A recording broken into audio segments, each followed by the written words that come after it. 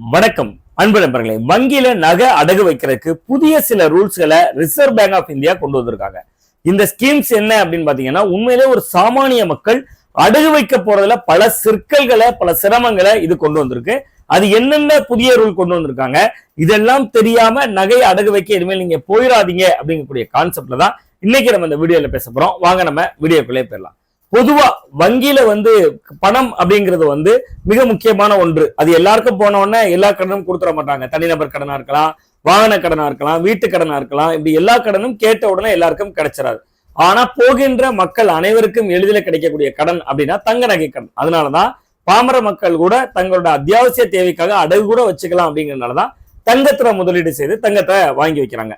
இந்நிலையில தான் அந்த தங்கத்தை அடிக்கடி பேங்க்ல அடகு வச்சு தங்களோட அன்றாட வாழ்வாதார தேவைகளுக்கு ஓட்டிக்கிறாங்க. இந்த நேரத்துலதான் ஆர்பிஐ சில புதிய விதிமுறைகளை கொண்டு வந்திருக்காங்க. அது ரொம்ப கிடுக்குப்பிடி போடுற விதமாகவும் இருக்கு.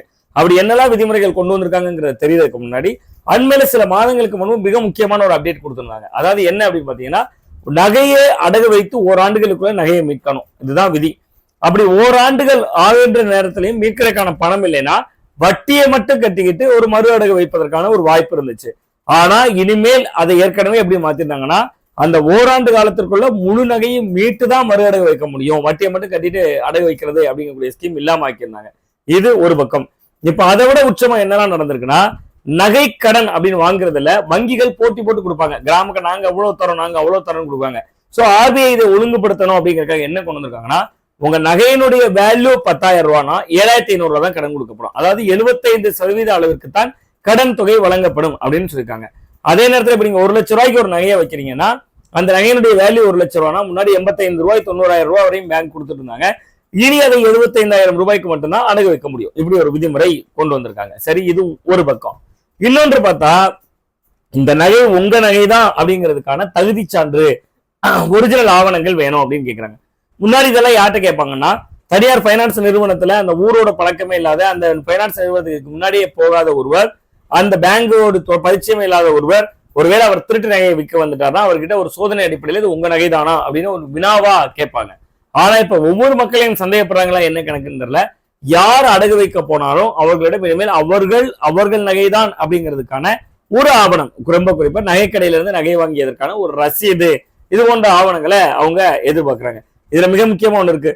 தாத்தா பாட்டா காலத்துல இருந்தே பரம்பரையா வந்த சொத்தா இருக்கலாம். அம்மாவுக்கு கல்யாண வரதட்சணையாக வந்த அவருடைய தாத்தா போட்ட சொத்து கூட இன்னைக்கு எத்தனையோ மகள்கள் வைத்திருக்காங்க. சோ அவர்களுக்கெல்லாம் இது என்ன சிக்கலை ஏற்படுத்த போகிறது என்பது நமக்கு இப்போதைக்கு தெரியாது. ஆனா அடகு வைக்கக்கூடியதுல இந்த விதியும் கொண்டு வந்திருக்காங்க. மூன்றாவது, தகுதி சான்றிதழ். அது என்ன தகுதி சான்றிதழ்னா தரச்சான்றிதழ் அப்படின்னு பிரிக்கிறாங்க.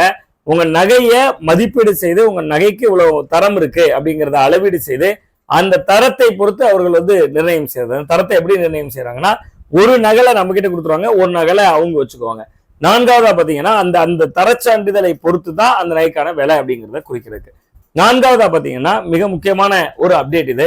இதனால் வரை தங்கத்தை மட்டும்தான் அடகு வைக்க முடியும் பேங்க்ல. ஆனால் இப்பொழுது வந்திருக்கிற ஆர்பிஐ விதிப்படி இது ஒன்னும் கொஞ்சம் பாமர மக்களுக்கு சாதகமானது.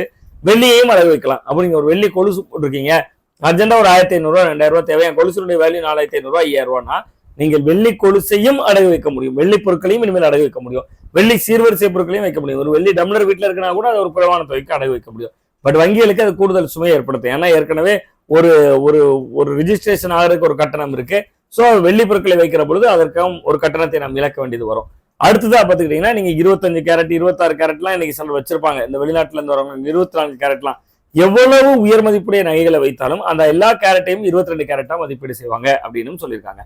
இதெல்லாம் விட ஒரு ஆரோக்கியமான ஒரு விஷயம் என்னன்னா, நகையை அடகு வைத்த நகையை நம்ம திருப்புறோம்ல, அப்படி நம்ம திருப்புறோம்னு நம்ம நேஷனலைஸ்டு பேங்க் போயிருக்கவங்களுக்கு தெரியும். எஸ்பிஐ இருக்கலாம், கனரா பேங்கா இருக்கலாம், இந்தியன் ஓவர்சீஸ் பேங்கா இருக்கலாம், ஐபிஐ இருக்கலாம், இந்தியன் பேங்கா இருக்கலாம், எல்லா வகையான பேங்காவும் இருக்கலாம்.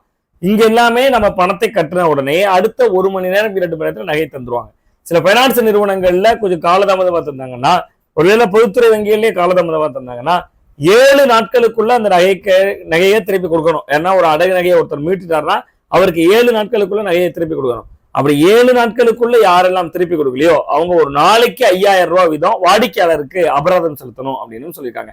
இது 2 மிக முக்கியமான அப்டேட்டுகள் பாமர மக்களை வங்கித்துறையிலிருந்து கொஞ்சம் நகர்த்தி வைக்குது. ஒன்று, போட்டி போட்டுக்கொண்டு அடமான கடன் வழங்கப்பட்டது, நகை அடமான கடன், நகைக்கடன் வழங்கப்பட்டது. சோ இங்க 75% தான் அப்படிங்கக்கூடிய ஒரு அளவீட வைத்திருக்கிறதுனால பாமர மக்களுக்கு ஒரு அடி விழுந்திருக்கிறது. இன்னொன்று உங்க நகை தான் அப்படிங்கிறதுக்கான ஒரு ப்ரூஃப் கேட்கறதுங்கிறதும் பாமர மக்களை அதுல இருந்து கொஞ்சம் விளக்கி இருக்கிற தன்மையாக மாற்றி இருக்கிறது பார்க்கலாம். இதை பத்தி நீங்க என்ன நினைக்கிறீங்க? இது நல்ல விஷயம் தான் நினைக்கிறீங்களா அல்லது இது ஒரு தவறான முடிவு நினைக்கிறீங்களாங்கிறது மறக்காம கமெண்ட் பாக்ஸ்ல கமெண்ட் பண்ணுங்க. மீண்டும் ஒரு நல்ல அப்டேட்டோட உங்களை சந்திக்கின்றேன். நன்றி, வணக்கம்.